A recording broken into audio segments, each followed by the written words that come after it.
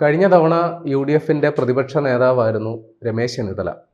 വളരെ മികച്ച പ്രകടനം, സർക്കാരിനെ മുൾമുനയിൽ നിർത്തിയ നിരവധി അഴിമതി ആരോപണങ്ങൾ രമേശ് ചെന്നിത്തല കൊണ്ടുവന്നു. സ്പ്രിംഗ്ലർ ആയാലും ശരി, ബ്രൂവറി ആയാലും ശരി, നമ്മൾ കേരളം ചർച്ച ചെയ്ത വിഷയങ്ങളാണ്. പക്ഷേ മുന്നണിയെ വിജയിപ്പിച്ചെടുക്കാനായിട്ട് അദ്ദേഹത്തിന് സാധിച്ചില്ല. പ്രതിപക്ഷ നേതൃസ്ഥാനവും നഷ്ടമായി. വി.ഡി. സതീശൻ പ്രതിപക്ഷ നേതാവുമായി. പിന്നീട് രമേശ് ചെന്നിത്തല ഒരു യഥാർത്ഥ പ്രതിപക്ഷ നേതാവ് ഞാനാണ് എന്ന തരത്തിൽ സ്വന്തം നിലയിൽ പ്രവർത്തനങ്ങളുമായിട്ട് മുന്നോട്ട് പോകുന്നതാണ് കണ്ടത്. രണ്ട് പ്രതിപക്ഷ നേതാക്കൾ ഉണ്ടോ എന്ന് പോലും നമുക്ക് സംശയിക്കുന്നൊരവസ്ഥ വന്നിരുന്നു. ഇപ്പോൾ ചില കേന്ദ്രങ്ങളിൽ നിന്ന് ആരാണ് യു.ഡി.എഫിൻ്റെ മുഖ്യമന്ത്രി സ്ഥാനാർത്ഥി എന്ന തരത്തിൽ രമേശ് ചെന്നിത്തലയുടെ പേര് ഉയർത്തി കാണിക്കുകയാണ്. അത് ചെറിയ ആൾക്കാരൊന്നുമല്ല. മുൻ KPCC അധ്യക്ഷനായ K. സുധാകരൻ പറയുന്നു ഏറ്റവും അനുയോജ്യനായ വ്യക്തി അത് രമേശ് ചെന്നിത്തലയാണ്. മധ്യ കേരളത്തിൽ നിന്നുള്ള മുതിർന്ന നേതാവ് P.J. കുര്യനും രമേശ് ചെന്നിത്തലയുടെ പേര് പറയുന്നുണ്ട്. NSSന് സ്വീകാര്യനായ ഒരു ആളും കൂടിയാണ് രമേശ് ചെന്നിത്തല. വി.ഡി. സതീശൻ അതല്ല. അപ്പോൾ UDF ഭൂരിപക്ഷം നേടുകയാണെങ്കിൽ മുഖ്യമന്ത്രി ആരാണ് എന്ന കാര്യത്തിൽ സംശയമില്ലാത്തൊരവസ്ഥയിലേക്ക് കാര്യങ്ങൾ എത്തിയിട്ടുണ്ടോ?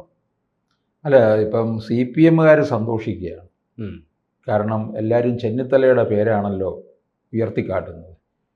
ചെന്നിത്തല വന്നാൽ CPM-കാർക്ക് സന്തോഷമാണ്. കാരണം ചെന്നിത്തല ഒരു അഡ്ജസ്റ്റ്മെൻറ്റ് രാഷ്ട്രീയത്തിൻ്റെ ആളാണെന്നുള്ളത് പലപ്പോഴും തെളിയിച്ചിട്ടുള്ള കാര്യമാണ്.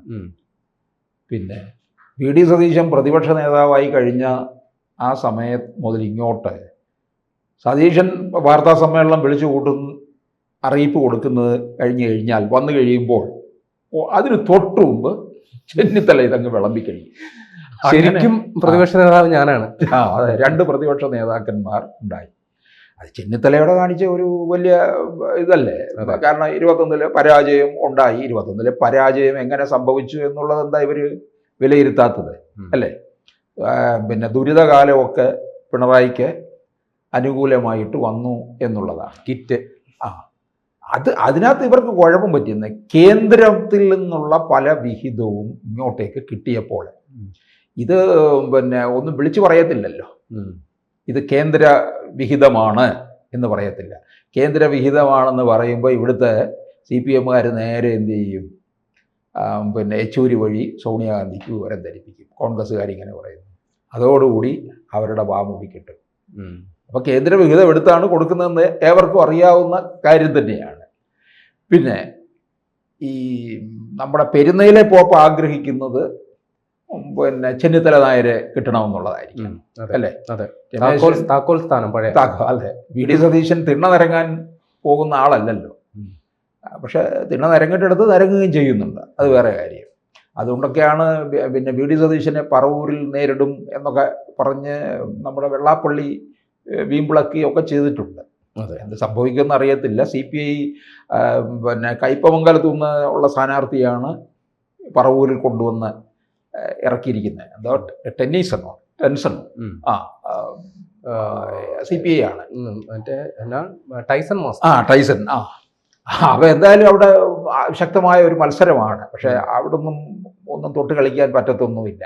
അപ്പം എന്തായാലും ഇപ്പം K. സുധാകരൻ കൂടി ഇങ്ങനെ പറഞ്ഞിരിക്കുമ്പോൾ എന്തെങ്കിലും അതിനകത്തുള്ള ചില കാര്യങ്ങൾ നമുക്ക് വായിച്ചെടുക്കേണ്ടി വരും.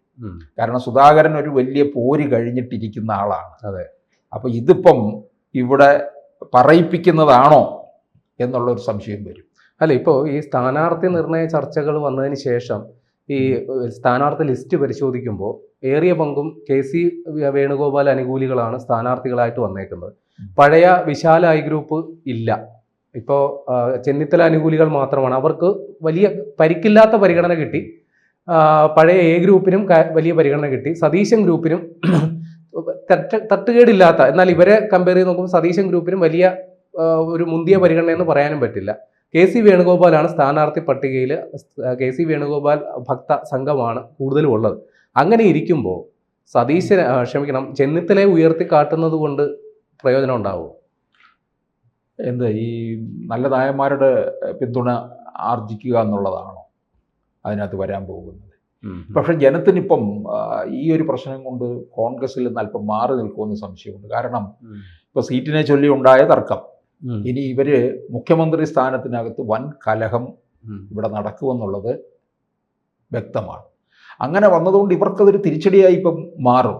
ഇപ്പോൾ വി ഡി സതീശൻ പറയുന്നുണ്ട് 100-ലധികം സീറ്റുമായിട്ട് പിന്നെ UDF അധികാരത്തിൽ വരും. വന്നില്ലെങ്കിൽ വനവാസം എന്നാ അത് പറയുന്നത്. വിഴുങ്ങി പിന്നെ 110 വരെ പറയുന്നുണ്ട്. അപ്പോൾ പോയിട്ട് പിന്നെ എത്ര സീറ്റുണ്ട്? 30 സീറ്റ് കൂടെ അല്ലേ ഉള്ളൂ. അതെ, അതിൽ 15 സീറ്റ് BJP 110 എടുത്താൽ 30 ഫ്രീ ആയിട്ട് കിട്ടും. ബാക്കി 15 പിന്നെ BJP കൊണ്ടുപോകുമെന്നാണ് പറയുന്നത്. അപ്പോൾ LDF-ന് 15 സീറ്റേ ഉള്ളല്ലേ. അപ്പോൾ LDF-ന് ചരിത്രത്തിലെ ഏറ്റവും വലിയ പരാജയത്തിലേക്ക് പോകുന്ന ഒന്നായിരിക്കും സംഭവിക്കുന്നത് എന്നുള്ളതാണ്. ഇതിപ്പം മുഖ്യമന്ത്രിയുടെ കാര്യത്തിനകത്ത് സംഭവിക്കാൻ പോകുന്നത് എന്താ? നമ്മൾ ഈ പറയുന്നത് പോലെ ഇതിപ്പോൾ ഇങ്ങനെ പറഞ്ഞുകൊണ്ടിരിക്കും ചെന്നിത്തലയായിരിക്കും മുഖ്യമന്ത്രി. പക്ഷേ ചെന്നിത്തല മുഖ്യമന്ത്രി പദം കിട്ടിയില്ലെന്നുണ്ടെങ്കിൽ സംഭവിക്കുന്നത് എന്തായിരിക്കും?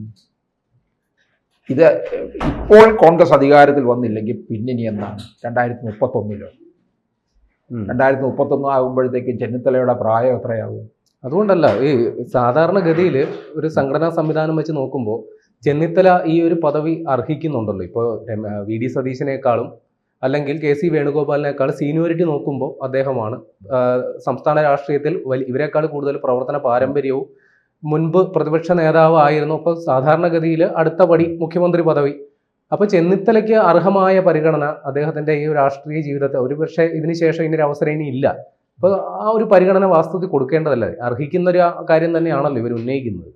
അല്ല, കൊടുത്തില്ലെങ്കിൽ സംഭവിക്കാൻ പോകുന്നത് ചെന്നിത്തല എന്തെങ്കിലും കടുങ്കൈ ചെയ്യും. അതായിരിക്കും. അത് പിന്നെ അല്ല, കടുങ്കൈ ഓൾറെഡി മറ്റേ ചങ്ങനാശ്ശേരി വഴി ചെയ്ത് കഴിഞ്ഞല്ലോ. അല്ല, ഇതിനകത്ത് വേറെ വഴികളെ കണ്ടെത്തും എന്നുള്ളതാണ്. ഇപ്പം ഇനി ചെന്നിത്തലയ്ക്ക് പ്രായം എത്രയായി? ഇനി 5 വർഷം കൂടെ കാത്തിരിക്കാൻ പറ്റുമോ? ചെന്നിത്തല പിന്നെ ഈ കോൺഗ്രസ് വിട്ടുപോയാൽ എന്ത് ചെയ്യും? BJP കാർപ്പറ്റ് വിരിച്ച് എതിരേൽക്കത്തില്ലേ? ഉറപ്പായിട്ട് പദവി കൊടുക്കും. കുറഞ്ഞത് ഗവർണർ സ്ഥാനമെങ്കിലും കിട്ടത്തില്ലേ? സുഖമായിട്ട് ശിഷ്ടകാലം. അല്ല, ഇനി ഒന്നും പറ്റിയില്ലെങ്കിൽ ശിഷ്ടകാലം മറ്റൊരു ഖാർഗെയായിട്ടിരിക്കാം. അതെ, അങ്ങനെ എന്തെങ്കിലുമായിട്ട്. പക്ഷേ മഹാരാഷ്ട്രയിൽ വിട്ടിട്ട് അവിടെ മുഴുവൻ കോൺഗ്രസ് കുത്തുവാള എടുക്കുകയാണ് ചെയ്തത്. അങ്ങനെ ചെന്നിത്തല പോയി കഴിഞ്ഞാൽ പിന്നീട് ഒന്നുകൂടെ നാമാവശേഷമായി മാറുന്നതായിരിക്കും നമുക്ക് കാണേണ്ടി വരിക. അപ്പം ഇതിപ്പോൾ സുധാകരനെ കൊണ്ട് പറയിപ്പിച്ചത് എന്തിനു വേണ്ടിയാണെന്ന് ചോദിച്ചാൽ അതെനിക്ക് തോന്നുന്നു എന്തെങ്കിലും തരത്തിലുള്ള ഒരു അഡ്ജസ്റ്റ്മെന്റ് അതിനകത്ത് നടക്കുന്നുണ്ട്. സുധാകരൻ പറയുമ്പോൾ ഒരു കാര്യം കൂടി വ്യക്തമാണ്, ഞാനിനി ഇല്ല, ഇനി സ്റ്റേറ്റ് പൊളിറ്റിക്സിലും താല്പര്യമില്ല സുധാകരൻ പറയുന്നുണ്ട്. ഇനി നിങ്ങളായി നിങ്ങളുടെ പാടായി, ആ ഒരു ലൈനാണ് സുധാകരനാവുന്ന നോക്കി. അതെ, അത് കിട്ടാത്തത് കൊണ്ട് അപ്പോൾ എനിക്ക് തോന്നുന്നു ഇതിനകത്ത് എന്തെങ്കിലും തരത്തിലുള്ള നീക്കുപോക്കുകൾ നടക്കുന്നുണ്ട് എന്നുള്ളതാണ്. എന്തായാലും സതീശനെ കയറ്റരുത്, അതല്ലേ ഉദ്ദേശിക്കുന്നത്. അതെ. കൂടുതൽ വാർത്തകളും വിശേഷങ്ങളും നിങ്ങളിലേക്ക് എത്താൻ ABC മലയാളം സബ്സ്ക്രൈബ് ചെയ്യുക, ബെൽ ബട്ടണും അമർത്തുക.